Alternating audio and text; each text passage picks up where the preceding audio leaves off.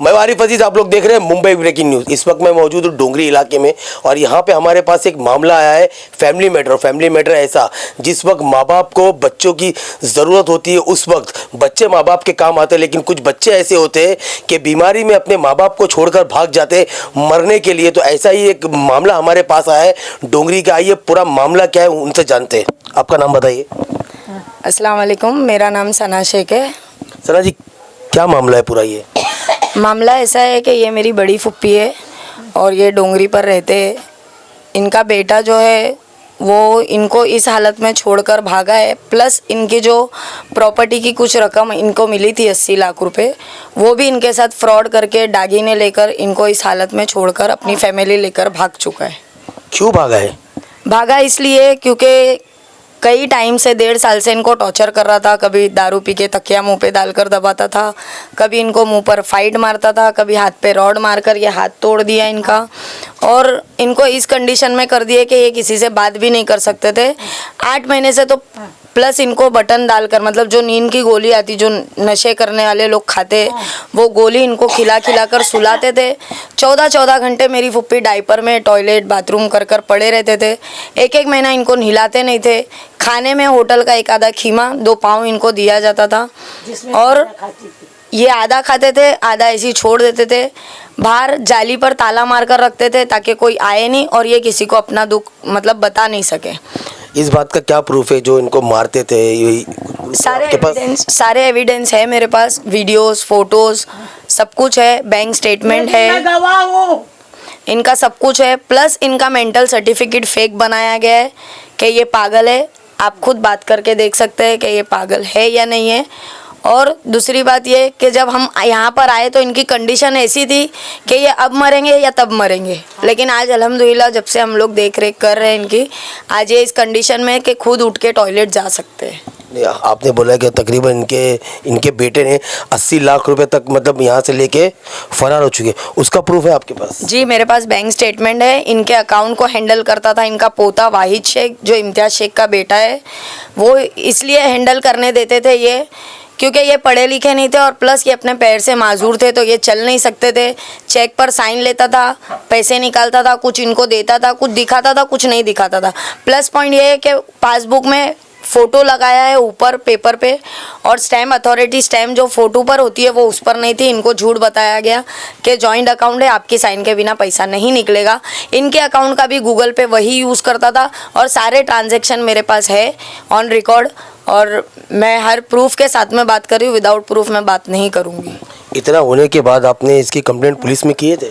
जी, मैंने लेटर दिया है एसीपी, डीसीपी, कमिश्नर साहब और डोंगरी सीनियर ऑफिसर के पास। अभी कंसर्न ऑफिसर है एपीआई जादव साहब, और आज कई दिन से एफआईआर के लिए हम धक्के खा रहे हैं, लेकिन अभी तक के एफआईआर हुई नहीं है। अभी भी 2 दिन का टाइम लिया गया है कि बैंक से स्टेटमेंट पूरा क्लियर होगा, उसके बाद हम करेंगे। आज बैठकर जादव साहब ने बहुत कोशिश करे कि अंडर टेबल काम हो जाए, लेकिन वो नहीं हो पाया क्योंकि मेरी फुप्पी को अब उससे कोई रिश्ता रखना ही नहीं है, क्योंकि ये इनकी ज़बानी है। आप इनसे पूछ सकते हैं, इनकी ज़बानी ये है कि मुझे वो औलाद चाहिए ही नहीं, मुझे उससे जान का खतरा है। तो लेकिन इतना होने के बाद आप बता रहे कि जादव सर ने अंडर टेबल काम करने की कोशिश की, तो अभी तक केस दर्ज नहीं करवाया गया? नहीं, एफआईआर अभी तक क्या हुई? क्यों आपने पूछे नहीं? पूछी मैंने, वो यही रीज़न दे रहे हैं कि पेपर जब बैंक से आएगा, जबकि मैंने स्टेटमेंट ऑन टेबल उनको दिया है, लेकिन वो बोल रहे हैं नहीं इसमें बराबर पता नहीं चल रहा है, मैं बैंक से लूँगा, मेल आएगा, उसके बाद मैं एफआईआर लूँगा, अभी नहीं होगा। और इम्तियाज़ को पर्सनली बुलाकर मुझे बाहर निकाल कर बोला जा रहा है कि तुम्हारी अम्मी का जितना पैसा लिया है, जो भी लिया है, तुमको 2 दिन का टाइम देता हूँ, इनको दे दो। तो इतना आसानी से तो वो देगा नहीं, क्योंकि अभी तो अपने बेटे को भी वो कोई भगा चुका है। क्योंकि अगर अच्छा बेटा होता तो बैठकर बात करता, माँ से माफ़ी तलाफ़ी करता, कोशिश करता अब माँ की खिदमत करने की, लेकिन उस लायक नहीं है। शायद अल्लाह ने उसको उस लायक बनाया नहीं है।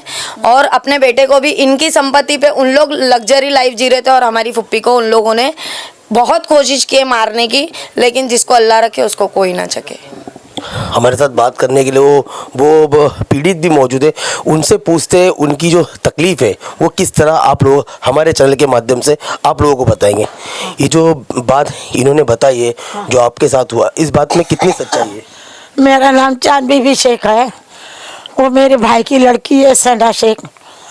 मैंने हैदराबाद में 80 लाख में घर, 80 में 2 कम बेच के आई तो पैसा का सब वाहिद को मालूमात है। मैं बैंक के थ्रू सब वहाँ से भेजती थी। अब मेरे को इसने ऐसा हाल पे डाल दिया, मुझे नहीं मालूम था। मेरे को बटन खिला के कतई मैं नहीं समझी।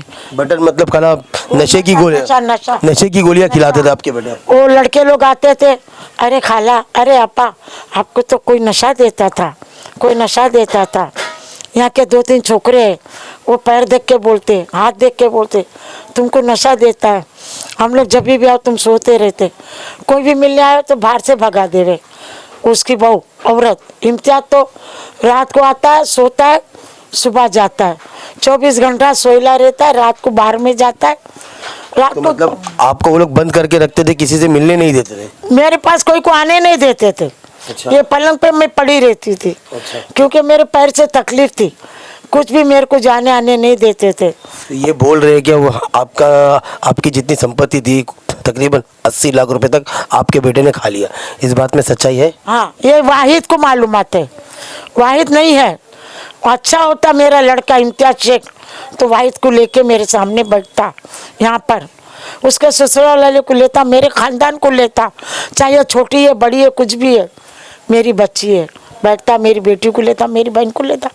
अम्मी मैंने कुछ नहीं किया, गलती किया छोकरे ने, तेरा 1-1 रुपया दूंगा तो भी मैं उसको माफ़ कर देती। तो लेकिन वो खा के भाग गए लोग पैसे? हाँ, सब गए। तो कानून से इस बारे में क्या मदद चाहते हो? मदद चाहती हूँ इसलिए कि मेरे को साथ दो कानून को। जादव साहब ने अभी आज बुलाए, जादव साहब समझ गए कि इम्तियाज गलत है। मैं बोली साहब, इसको वीआईपी की चड्डी पहनाती थी, वीआईपी की शर्ट पहनाती थी, क्या बनीन, ये पहना कपड़ा उसको पूछो, इसने कभी 5, मैं रुमाल नहीं खरीदती थी, ये पूछो इसको 5 रुपए का कपड़ा खरीदा क्या। चलिए ठीक है, हमसे बात करने की तरह। तो देखा आपने, इनका ये कहना है कि कानून से इन्होंने मदद मांगी थी, लेकिन सिर्फ इन्हें गोल गोल घुमाया जा रहा है, क्यों पता नहीं। लेकिन अभी इनकी ये मांगे कि जब ये आज बिस्तरे पे पड़े हुए, इनके पास इलाज के लिए भी पैसे नहीं है और इनको काफ़ी क्रूरता से मारा जाता था, नशे की गोलियाँ दी जाती थी और तकरीबन इनकी जो बेटी है उनके पास इतना प्रूफ है कि तकरीबन 80 लाख रुपये तक जो इनका बेटा था वो खाकर यहाँ से भाग गया और अभी इनको धमकी दे रहा है। और इनका भी ये कहना है कि इनको इनके इलाज के लिए पैसे चाहिए और कुछ नहीं चाहिए। अब देखना है इस मामले में पुलिस जो इन्हें गोल गोल घुमा रही है कब मामला दर्ज करती है और इनको इंसाफ दिलाती है। बस ऐसे और अपडेट के लिए जुड़े रहिए मेरे साथ। आरिफ अजीज, मुंबई ब्रेकिंग न्यूज़ से।